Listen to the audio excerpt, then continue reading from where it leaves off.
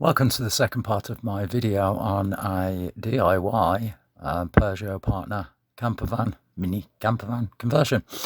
Basically, in the first episode, you see me put the floor in. As you can see here, with the floor in, I measured, marked everything else to see which is the best way that I could get it. Now, the main thing is getting the actual toilet into the actual build as well, so the height of the actual boxes had to be high enough to fit that toilet in.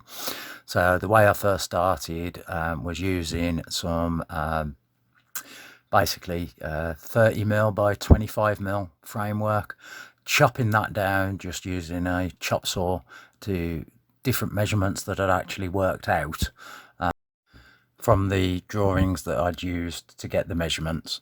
The idea was to make basically like a frame first and then extrude it out from there. The first time I did this, basically, I forgot to drill a little hole to put the screws in, so it actually split the wood, as you can see in the bottom corner there. So then what I did is then drilled little holes, like pilot holes, for the actual screws to go in to make the framework.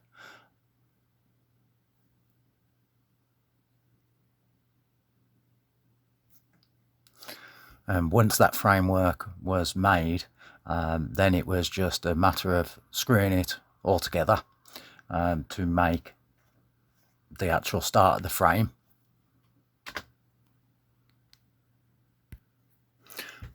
From there, because I hadn't used thick wood, the screw would, I could only get one screw in, so I had to make these little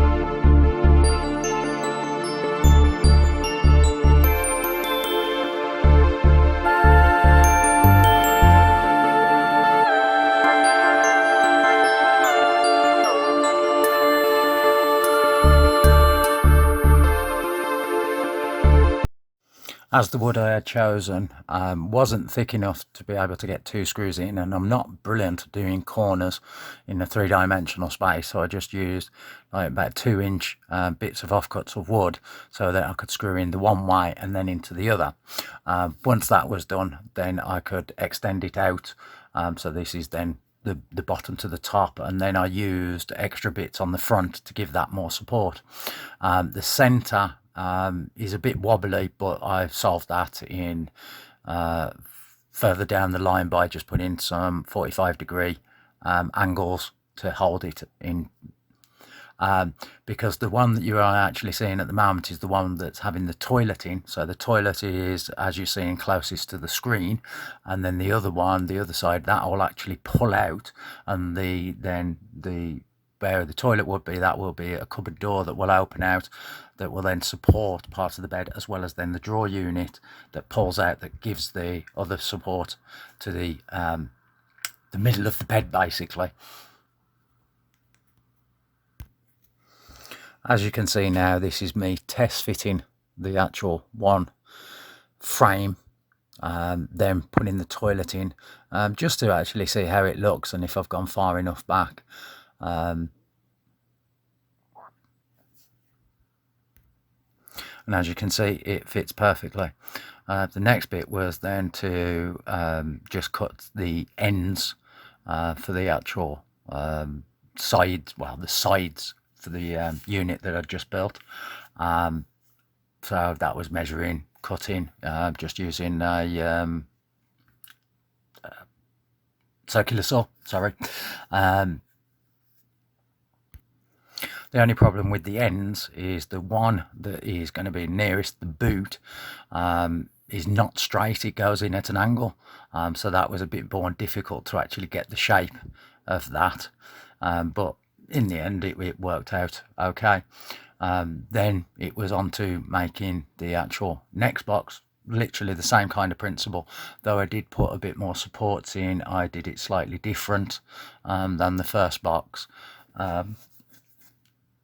Now this second box is going to be the one that goes behind the driver's seat. Now this one actually pulls out all from the whole width of it to go towards the back seat, so when you're in a driving position the seats are pushed back, but when you want to sleep, to just give that little bit of extra headroom, which is round about 5-6 inches maybe, the actual drawer will extend out and then an extra cushion will actually go in there, so the total length that I've got is just going to be just under 6 foot, which me being 5'11" is enough to make it comfortable. And because this originally was designed to sleep 2, but it may only sleep 1, it really depends. So the width that I'm going for in total for the bed, it was working out to around about 108 centimeters in the full width of the actual bed. Some of the other models that I've seen and everything else do it around about 80 centimeters. Well, I wanted the full width as possible, just in case you can get 2 in there, and that just to make it a little bit more comfortable. So the design of these is a little bit wider than the actual seating area stroke bed area. The frameworks are wider than other ones that I've seen, but again, like any of these, you make it to suit your needs, and that's why these are wider. The kitchen unit is slightly slimmer on this. Now with what would be the kitchen unit, well, basically just to hold basically a worktop that'll hold the little burner. This is made in 2 parts, though I'm not too sure as I'm doing it now whether it is going to be 2 parts, basically because I want to have that there is the possibility of actually putting the first back seat in. The actual back seat uses a clip that's onto the side of the body, and that goes at an angle. So the first box that I made is to just get just to that point, and then the second box that I've made, which the idea is to have them clad and boxed in and everything, and then bolted on when the back seat isn't in, and then when I want to put the back seat in, that other smaller section can be moved out. But like I say, as I'm doing it now, I'm not too sure whether I'm going to do that or not, because I've got a little bit more space to get in and out. The actual kitchen unit for what needs to go in there, I think should be wide enough for what I'm doing. After building the box units, which really took me about a week and a bit, because I have a few medical problems, it means I can only do like a little bit at a time, have to stop, a little bit at a time, have to stop, and so on.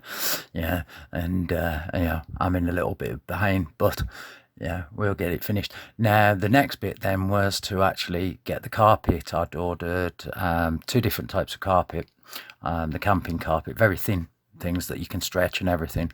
I've gone for black, that's going to go on the floor and any around the doors and the wheel arches and that, but then on the actual boxes and everything else, that's going to be then a blue as well. So getting the carpet in the on the floor wasn't too bad. It was just literally just roll it out. You just use spray adhesive, because I'd gone for 2 meters by 2.5 meters, I think it was, of the stuff. So I just rolled it out all the way, and as it's going up the sides, I'd kept the 2 meters width, which is fine. So I just did it section by section and just pushing it down and everything else. I found wearing like the gloves which I use in my normal day job for cleaning out fish pools to be easier, so you don't get friction on your hands. It was a bit awkward to get in, but once you get going, it goes pretty well.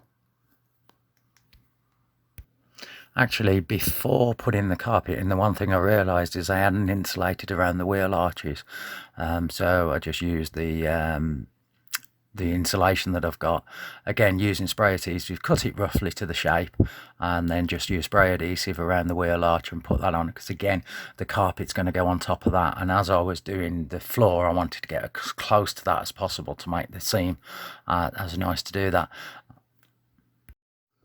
Before fitting the carpet onto the new flooring I'd put in, I'd realised that there was just parts, because the board wasn't wide enough to go the full width of the actual car, more by the door ends. There was these little cutouts that I need to do with a bit of wood. Because it was an unusual shape, I just got some bits of A4, kind of pushed it in and drew around it and that, and made a rough template of the actual shape, then used that to trace onto the plywood to actually cut that out. On the other side was near enough the same, though on the other side, because the boarding goes literally near enough all the way to the back seat, there's a little bit of black trim. Now this is slightly higher around where I need to be, so to get it so that the boarding was flush, I just had to chop away just round about just the corner of that, so that was easy in the plastic, just using the jigsaw and just cutting down on it, so then the floor fits flush, and then the actual plastic could go back in to protect the wiring by the back door. Well, as you can see so far, it's coming along pretty nice.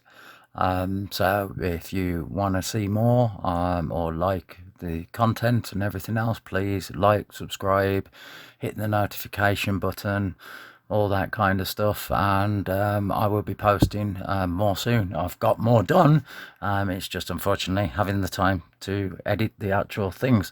So stay tuned and wait for more. Thank you, and thank you for watching. Goodbye.